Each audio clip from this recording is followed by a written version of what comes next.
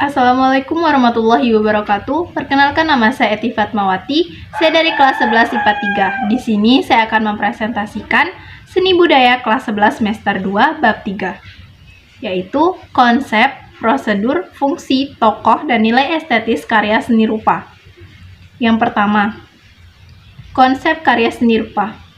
Konsep berkarya seni rupa merupakan suatu aspek yang berkaitan dengan aktivitas pengamatan karya seni untuk menemukan sumber inspirasi, interest seni, interest bentuk, penerapan prinsip estetika, dan pengkajian aspek visual, seperti struktur rupa, komposisi, dan karya pribadi.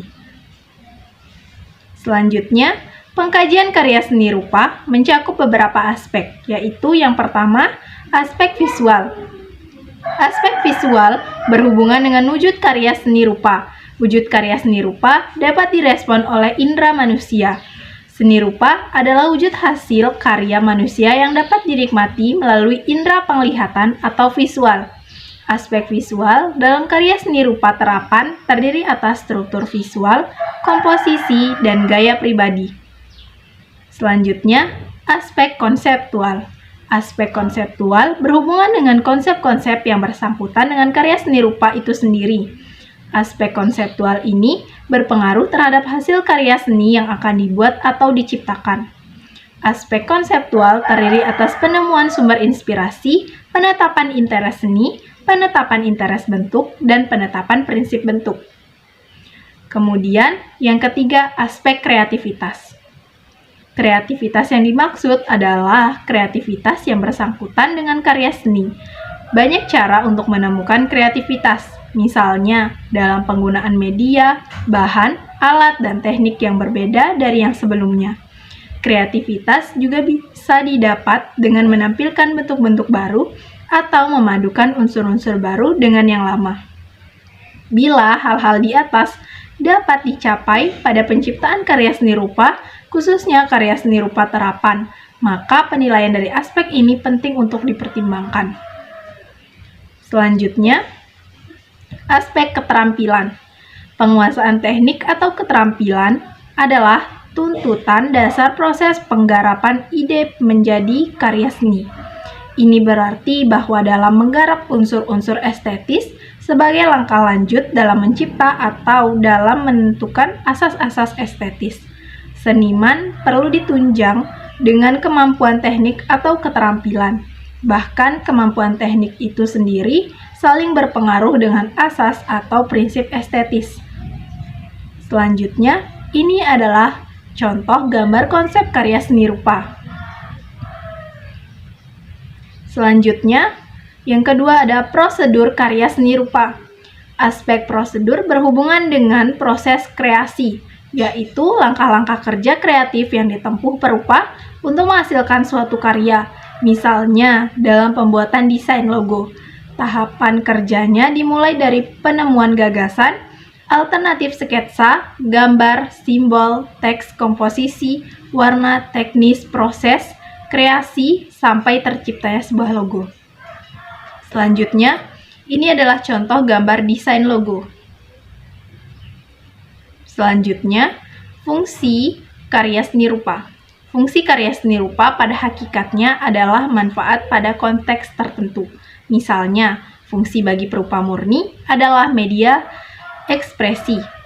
Yang kedua, fungsi bagi apresiator adalah sarana untuk mendapatkan pengalaman estetis dan nilai seni.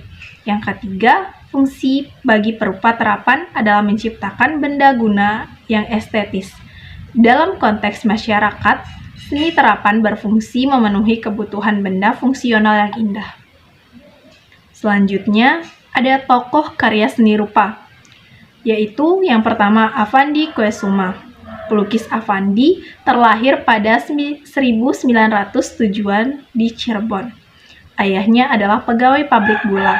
Saat muda, ia bersekolah di Angoulême Middelbare School atau IMS, Jakarta, dan tinggal di rumah keluarga pelukis Yude Kusumo, adalah maestro seni lukis di Indonesia. Lebih dari 2000 lukisan sudah ia kerjakan. Lukisan-lukisannya merupakan ekspresi perjuangan, revolusi, derita hidup, dan potret rakyat kecil. Selanjutnya, ada Barli Sasmitawinata. Pada 1930-an, Bari bekerja sebagai ilustrator di Balai Pustaka. Ia juga pernah menjadi ilustrator untuk koran yang terbit di Bandung. Kemudian, Barli Sasmitawinata berkesempatan melanjutkan sekolah ke Paris pada tahun 1950-an. Sebelum pulang ke Indonesia, ia sempat bekerja di majalah De Moderne Boekel-Candle di Amsterdam dan majalah Der Lichtenbogen di Jerman. Kembalinya ke Indonesia, Barli mendirikan Sanggar Rangga Cempol di Dago, Bandung. Teknik lukisannya adalah realisme yang ia pelajari di studio Jos Puymans milik pelukis asal Belgia yang tinggal di Bandung. Kemudian yang ketiga ada Abdullah Suryo Subroto. Abdullah Suryo Subroto adalah salah satu pelukis generasi awal Indonesia di abad ke-20. Sebenarnya, ia kuliah kedokteran di Batavia. Namun, ketika melanjutkan kuliah ke Belanda, ia malah menekuni seni rupa, bukan kedokteran. Untung saja, pilihan menekuni dunia lukis adalah opsi yang tepat. Abdullah Suryo Subroto menjadi sangat ahli di bidang seni rupa, serta memiliki aliran lukis Moy Indie tersendiri. Jika karyanya diperhatikan lagi, gaya lukisan Moy Indie-nya mirip dengan naturalisme. Selanjutnya yang terakhir ada nilai estetis karya seni rupa. Estetika identik dengan seni dan keindahan.